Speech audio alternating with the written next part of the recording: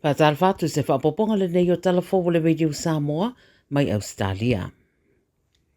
O le aswa tai au la poto ai tangata Ausetalia I vaenga SS re tenu e whamanatuina le Anzac Day o le nei tausanga nua whirusul wha, whamanatuina I soifua I la tausanga rurue mau foina soifua I tauana iai Ausetalia. Masau ninga e whaia I le waweao po Dawn Services, masawari wha alo le a whaia I se tete uma ma territorio le tenu e whamanatua I le aso taua. I sini lava ia wa whatulanga o le sauninga I le waweao e whaia I le Cenotaph I Martin Place I le ai I le tele titi le whai le waweao. Suso o ai ma le solo tele I le o ngā tonu o sini, wha mai ai I Liverpool Street I le aforo se fururua I le awauri. E toi whai ui le isi sauninga e whaia lava I le Cenotaph I sini I le ngoto I whorena I le fia tai au. Tari whapea foi por kalame isi a ai tele o Ausetalia e peo Merepone, Brisbane, Darwin, Perth, Canberra, Adelaide, Hobart, Maisi. E tōtoro tangata pēa ma le tai fitu se fulu mono tupu tausanga na mātutua ua maririu, wa ripotia le 7 News na la vere ta avale na malanga atuai o le RAV4, la vere Bald Hills I Brisbane, e fitu sulu waru tausanga le ave ta avale ma isi tina e to lua e fitu ono ma le fitu wha tausanga na mātutua, na lave vea I le whalawlawe nei le aso lima o le masina le nei, ina ua tifa esa le rātou ta avale ma le ala tele, feto ai ei ma se pā, ma nunu a tinga ina umai I lātou I e to tolu, ma ave nātu I whanamai.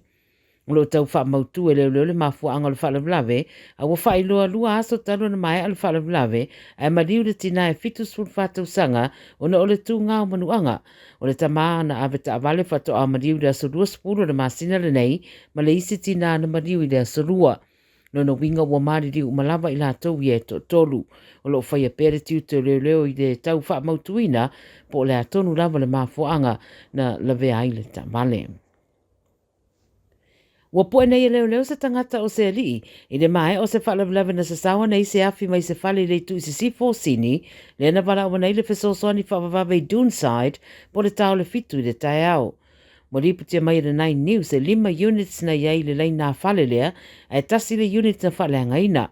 Pai mai leo lo o sira I le nei mata upa masalo mi ai se tangata, po nisi foi. Fai si malosi o le sasawa le afi pe ona mori mauri fui mu, e se fulu lua latu ta avale na anga iane, ona ole popolenga ina nei solo le afi I isi fale I au tafane. Lo tau wha mautu e leo pe na iei se isi le fale, I le teimi ua tupu ai pe a whai nai le fale I le afi, a fai mai o le ua pu e leo e no fuai fo I le no fuanga, o lo o wha awau nei susu, enga.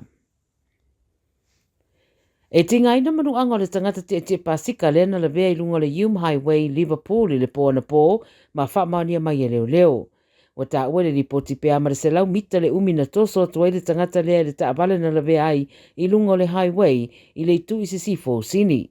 Po le lata le se fulu le po na tupuai le whalawlawe, wa ta ue tolu su tolu tu sanga o le na afia, sa whaia I tong fitinga ma ave atuai loe le wharamai I Liverpool, wa maa ua whaamtalanga ua whaasaro manuia. E umi se taimi na poloka ai le ala tele au wha ngā soro su e suenga masani a leo, ma wata ua fo I le I tu wane le ta avale na la vea I sia tangata I le whetaula I ngā ala I Hume ma Hoxton Park Road. Ma le tana malimura le tawa le penisini ma le swau u fuel, le ua liputia mai ua whaititia I le soi sini, a o isi a ai o le ufataria pepe I se swinga, ma ua si tia fo I inisi a ai.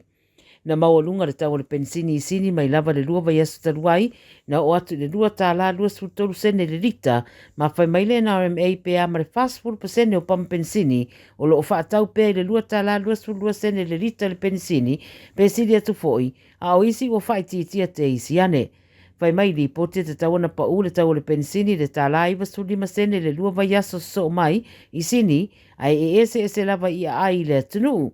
Fai mai le RMA le au fai ta vale sa ili le pamolo o mawalalo ai le tau le penisini le temine ima wha o ngā te tau loa e wha atu mua i le ta vale manu o maua foi sia wha mama venga. Tala ia le Radio Samoa, wa foi lau wha fonga mai i le